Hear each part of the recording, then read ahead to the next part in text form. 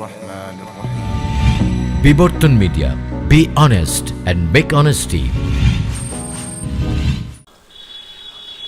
আচ্ছা, এক ভাই প্রশ্ন করেছে যে ছবি তোলা প্রসঙ্গে, এই যে আমরা ফটোগ্রাফি নেই, ফটো তুলি, এটা জায়েজ কিনা?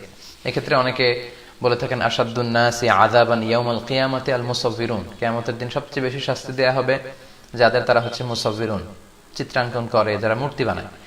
তো এই মুসাউবিরুন দ্বারা someone who tax the photo, যে ছবি তোলে, এটা কিন্তু না। এটা হচ্ছে যারা ভাস্কর্য তৈরি করে, প্রতিমা বানায়, মূর্তি বানায়, প্রাণ আছে এমন জিনিসের চিত্র অঙ্কন করে অপ্রয়োজনে, এটার কথা বলা হয়েছে। কিন্তু আমরা যে ছবি তুলি এটাকে ইমেজ বলে, এটা তুলতে কোনো সমস্যা নেই, এটা তোলা হারাম নয়। খেয়াল রাখবেন, কোন জিনিসকে হারাম বলে ঘোষণা দিতে হলে সুস্পষ্ট দলিল লাগে। আল আদিল্লা আল কাতঈয়া, অকাট্য দলিল ছাড়া কোন জিনিসকে হারাম বলে ঘোষণা দেওয়া যায় না। আমরা যে ছবিটা তুলি এটা মূলত আমাদের চেহারার একটা রিফ্লেকশনকে আমরা কাগজে ধরে রাখি। যেমন আয়নার সামনে যখন আমি যে দাঁড়ালাম, এই আমার আয়না, তো আয়নাতে যাকে দেখা যায় সেটা কি আমি? না, সেটা তো আমি না, আমি হচ্ছি এটা, আর ওইটা হচ্ছে আমার রিফ্লেকশন।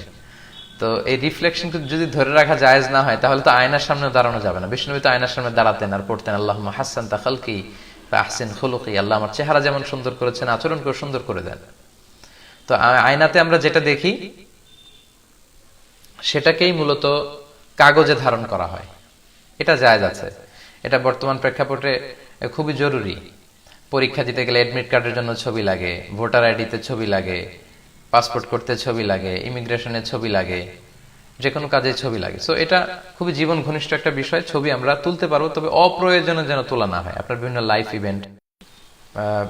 ইভেন্ট বিভিন্ন প্রোগ্রামের ছবিগুলো কিন্তু আপনারা চাইলে তুলে রাখতে পারেন, তবে অপ্রয়োজনীয় বারবার এত বেশি ছবি তোলা এটা ঠিক হবে না। এটা শুধু ছবির ক্ষেত্রে না, যে কোনো জিনিসের ক্ষেত্রেই। মিন হুসনি ইসলামিল মারই তারকুহু মা লা ইয়ানিহি, ব্যক্তির ইসলামের সৌন্দর্য হচ্ছে এমন জিনিস বর্জন করা যেটার কোনো প্রয়োজন নেই, অপ্রয়োজনীয়।